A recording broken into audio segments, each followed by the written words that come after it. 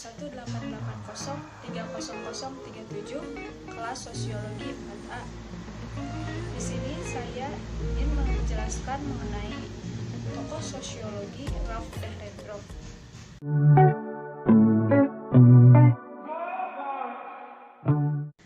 Ralph Dahrendorf lahir pada tanggal 1 Mei 1929 di Hamburg, Jerman. Ayahnya bernama Gustav Dahrendorf dan ibunya bernama Lina. Ralph Dahrendorf merupakan seorang sosiolog, filsuf, ilmuwan politik, dan politik liberal Jerman Inggris.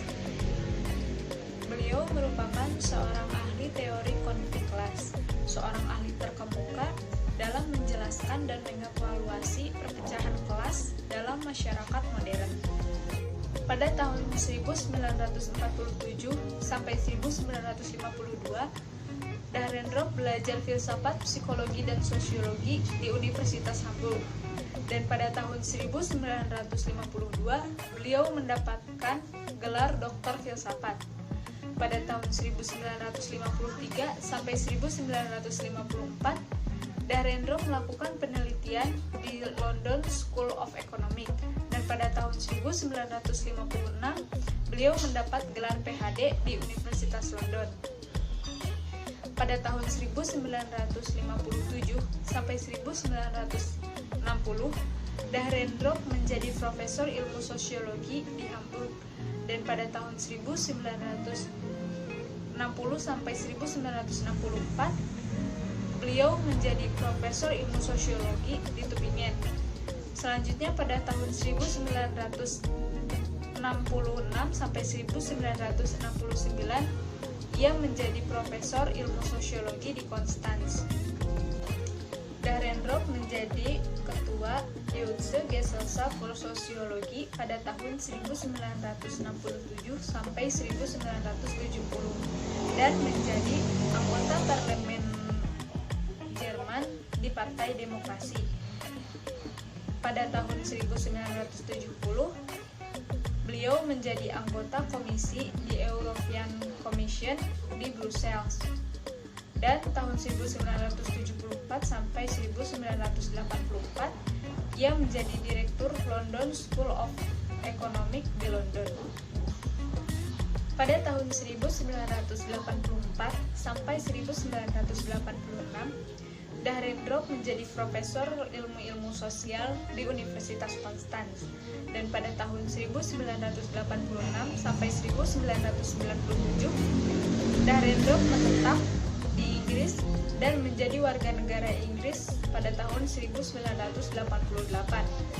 Pada tahun 1993, Dahrendorf dianugerahi penghargaan gelar sebagai Baron Dahrendorf oleh Ratu Elizabeth II di Westminster, London. Dan di tahun 2007, beliau menerima penghargaan dari Princess of Austria's Award untuk ilmu-ilmu sosial. Dahrendorf meninggal di Cologne, Jerman pada saat berusia 80 tahun pada tanggal 17 Juni 2009 setelah menderita kanker.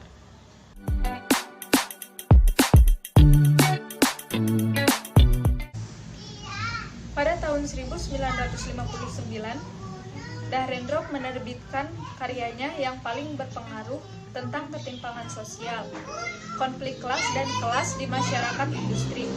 Dalam menganalisis dan mengevaluasi argumen fungsionalisme struktural dan Marxisme, Dahrendorf percaya bahwa tidak ada satupun teori yang dapat menjelaskan semua masyarakat. Marxisme tidak menjelaskan bukti integrasi dan kohesi sosial yang jelas. Fungsionalisme struktural di sisi lain tidak cukup fokus pada konflik sosial. Ia juga menegaskan bahwa Karl Marx mendefinisikan kelas dalam konteks yang sempit dan spesifik secara historis. Melihat pada aspek-aspek baik Marxisme dan fungsionalisme struktural untuk membentuk keyakinan sendiri, Dahrendorf menyoroti perubahan yang telah terjadi dalam masyarakat modern. Dahrendorf percaya bahwa Marxisme tradisional mengabaikan konsensus dan integrasi dalam struktur sosial modern. Teori Dahrendorf mendefinisikan kelas bukan dalam hal kekayaan seperti Marx, tetapi oleh tingkat otoritas.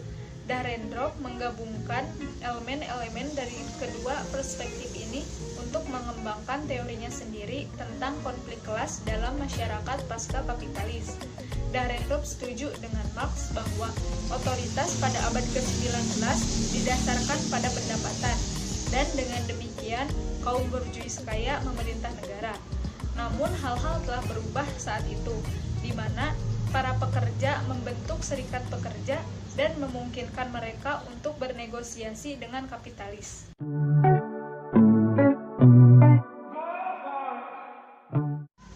Teori konflik sebagian berkembang sebagai reaksi terhadap fungsionalisme struktural dan akibat berbagai kritik yang berasal dari sumber lain seperti teori Marxian dan pemikiran konflik sosial dari Simmel.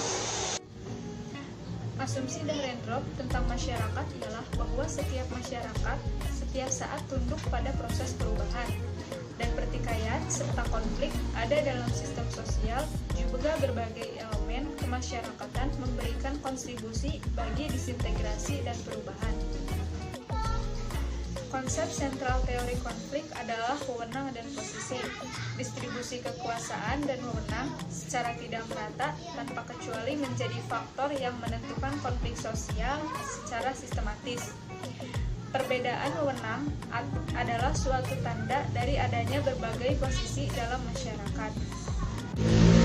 Kekuasaan dan wewenang senantiasa menempatkan individu pada posisi atas dan posisi bawah dalam setiap struktur. Karena wewenang itu sah, maka setiap individu yang tidak tunduk terhadap wewenang yang ada akan mendapatkan sanksi. Dengan demikian, masyarakat disebut oleh Dahrendorf sebagai persekutuan yang terkoordinasi secara paksa. Oleh karena kekuasaan selalu memisahkan dengan tegas antara penguasa dan yang dikuasai, maka dalam masyarakat selalu terdapat dua golongan yang saling bertentangan. Masing-masing golongan dipisahkan oleh ikatan kepentingan nyata yang bertentangan secara substansial dan secara langsung di antara golongan-golongan itu. Pertentangan itu terjadi dalam situasi di mana golongan yang berkuasa berusaha mempertahankan status quo, sedangkan golongan yang dikuasai berusaha untuk mengadakan perubahan-perubahan. Pertentangan kepentingan ini selalu ada setiap waktu dan dalam setiap struktur. Karena itu, kekuasaan yang sah selalu berada dalam keadaan terancam bahaya dari golongan yang anti status quo. Dalam situasi konflik, seorang individu akan menyesuaikan diri dengan peranan yang diharapkan oleh golongannya itu, yang oleh Dahrendorf disebut sebagai peranan laten. Dahrendorf membedakan golongan yang terlibat konflik itu atas dua tipe, yaitu kelompok semu dan kelompok kepentingan. Kelompok semu merupakan kumpulan dari para pemegang kekuasaan atau jabatan dengan kepentingan yang sama yang terbentuk karena munculnya kelompok kepentingan, sedangkan kelompok kepentingan terbentuk dari kelompok semu yang lebih luas. Kelompok kepentingan ini mempunyai struktur, organisasi, program, tujuan, serta anggota yang jelas. Kelompok kepentingan inilah yang menjadi sumber nyata timbulnya konflik dalam masyarakat. Dahrendorf berpendapat bahwa konsep-konsep seperti kepentingan nyata dan kepentingan laten, kelompok kepentingan dan kelompok semu, posisi dan wewenang merupakan unsur-unsur dasar untuk dapat menerangkan bentuk-bentuk dari konflik. Aspek terakhir teori konflik Dahrendorf adalah mata rantai antara konflik dan perubahan sosial. Konflik menurutnya memimpin ke arah perubahan dan pembangunan. Dalam situasi konflik, golongan yang terlibat melakukan tindakan-tindakan untuk mengadakan perubahan dalam struktur sosial. Kalau konflik itu terjadi secara hebat, maka perubahan yang timbul akan bersifat radikal. Begitu pula kalau konflik itu disertai oleh penggunaan kekerasan, maka perubahan struktural akan efektif. Kesimpulan penting yang dapat diambil adalah bahwa teori konflik ini ternyata terlalu mengabaikan keteraturan dan stabilitas yang memang ada dalam masyarakat di samping konflik itu sendiri. Masyarakat selalu dipandangnya dalam kondisi konflik, mengabaikan norma-norma dan nilai-nilai yang berlaku umum yang menjamin terciptanya keseimbangan dalam masyarakat.